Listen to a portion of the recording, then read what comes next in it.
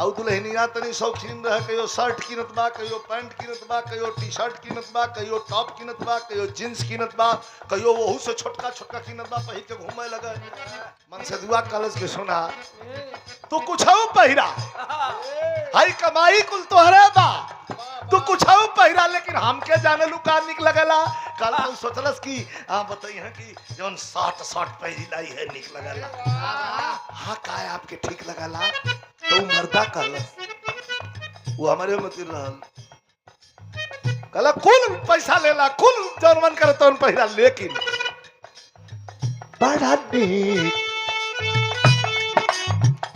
बड़ा निक लागेलू जब पहिनलू साड़ी, रूपवा निहारत रही जैती प्यारी।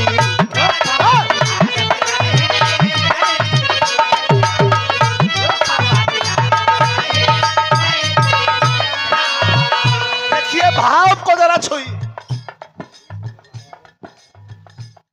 बड़ा निक लागेलू जब अरे पहिनलू साड़ी, और रूपवा निहारत रही जैती प्यारी। तू फूल बना बगिया के, फुहर का बना लेकिन सुंदरता हो, अरे तू फूल बना बगिया के, हम भंवरा बन जैती।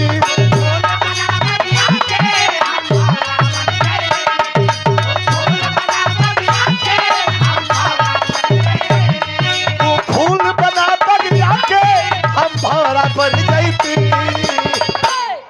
तो सामने बैठा,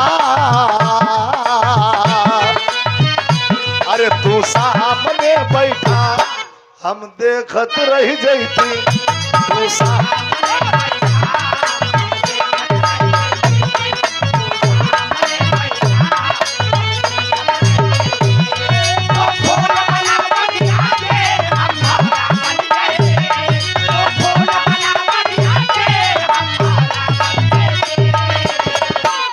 अरे तू सामने बैठा,